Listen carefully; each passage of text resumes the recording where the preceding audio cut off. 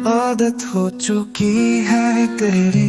ख्याति अंदर नहीं गई और बाहर ही खड़ी रही। सर्वोच ने बिना ख्याति की तरफ देखे ही कहा, कम इन। ख्याति केबिन में अंदर चली गई और सर्वोच की टेबल से लगभग 5 फीट दूर जाकर खड़ी हो गई। सर्वोच ने एक बार भी नजर उठाकर उसकी तरफ नहीं देखा। उसकी टेबल पर एक टेबल लैंप ऑन था, जिसकी पीली रोशनी में सर्वोच का फेस कुछ ज्यादा ही चमक रहा था। उसकी पलकें झुकी हुई थी और फेस पर कोई एक्सप्रेशन नहीं थे। उसके हाथ में एक पेन था, जिससे वो फाइल के पेजेस को पलटते हुए बार बार सिग्नेचर कर रहा था। हर गुजरते हुए सेकंड के साथ ख्याति की धड़कनें बढ़ती ही जा रही थी। ख्याति कभी भी लो सेल्फ कॉन्फिडेंस वाली पर्सन नहीं थी, पर पता नहीं क्यों उसे सर्वोच से डर लगता था। ख्याति का सर्वोच से बात करना बहुत जरूरी था, क्योंकि जिस दिन उन दोनों ने अपनी मैरिज रजिस्टर की थी, उसके बाद पहली बार उस रात सर्वोच यहाँ आया था और कल स्विमिंग पूल के पास ख्याति ने उसे दूसरी बार देखा था। ख्याति को नहीं पता था कि अब अगर वो गया तो कब वापस आएगा। करीब 10 मिनट बाद सर्वोच ने एक नजर ख्याति की तरफ देखा, लेकिन बोला कुछ नहीं। ऐसा लग रहा था जैसे वो आंखों ही आंखों में पूछ रहा हो, यहाँ क्यों आई हो। ख्याति ने गहरी सांस ली और दुनिया भर की हिम्मत इकट्ठा करके बोली, मिस्टर कपूर, मेरी मॉम का ट्रीटमेंट कराने के लिए थैंक यू सो मच। सर्वोच ने लापरवाही से ख्याति को देखा और अपनी नजरें फेर ली, जैसे कहना चाहता हो, मुझे तुम्हारे थैंक यू की कोई जरूरत नहीं है। ख्याति एम्बैरस होकर नीचे देखने लगी और उसका दिल पहले से भी ज्यादा जोर जोर से धड़कने लगा। वो पहले ही सर्वोच से डरती थी, लेकिन उसने बेडरूम में जो हरकत की थी और कल जिस तरह से उसे स्विमिंग पूल में धकेला था, उसके बाद तो ख्याति को यकीन हो गया था कि इस इंसान के सीने में दिल नहीं है और वो किसी भी हद तक गिर सकता है। सर्वोच अपनी फाइल को रीड करता रहा और ख्याति सामने खड़ी रही। जब वो काफी देर तक नहीं गई तो सर्वोच ने ख्याति की तरफ देखे बिना ही पूछा, क्या तुम्हें कुछ और भी कहना है। सर्वोच की रूड आवाज सुनकर ख्याति की धड़कनें रुकने लगी। उसने जैसे तैसे अपनी हिम्मत इकट्ठा की और फौरन कहा, मिस्टर कपूर, मैंने एक सीरियल में रोल के लिए अप्लाई किया था, आज उसका ऑडिशन है, क्या मैं जा सकती हूँ। ये पूरा सेंटेंस बोलते हुए ख्याति की सांस फूल गई और उसकी आवाज कांपने लगी। अपनी खुद की ही हालत के बारे में सोचते हुए ख्याति एम्बैरस हो गई। उसने अपनी नजरें झुका ली और अंदर ही अंदर खुद को मोटिवेट किया, रिलैक्स ख्याति, वो सच में मॉन्स्टर नहीं है जो तुझे खा जाएगा, रिलैक्स। हालांकि मोटिवेशन का कोई खास असर नहीं हुआ और अब तो उसके पैर भी कांपने लगे थे। सर्वोच ने अपने हाथ में पकड़ा हुआ पेन टेबल पर रख दिया और चेयर के बैकरेस्ट से टिकर कुछ सेकंड तक कंटिन्यू ख्याति को घूरता रहा। सर्वोच के इस तरह घूरने से ख्याति सबकॉन्शियसली 2 कदम पीछे हट गई। उसे ऐसा लगा जैसे सर्वोच उसे उठाकर स्टडी रूम से ही नहीं, इस पूरे अर्थ प्लैनेट से बाहर फेंक देगा। सर्वोच ने ख्याति को देखा। उसका चेहरा घबराहट से लाल हो रहा था और वो नर्वसनेस की वजह से अपने हाथों की उंगलियों को इस कदर आपस में उलझा कर मसल रही थी जैसे अपनी उंगलियां तोड़ लेगी। कुछ देर बाद सर्वोच ख्याति का मजाक उड़ाते हुए बोला, अभी तो मैंने अपनी पुरानी शर्तें भी अप्लाई नहीं की और तुम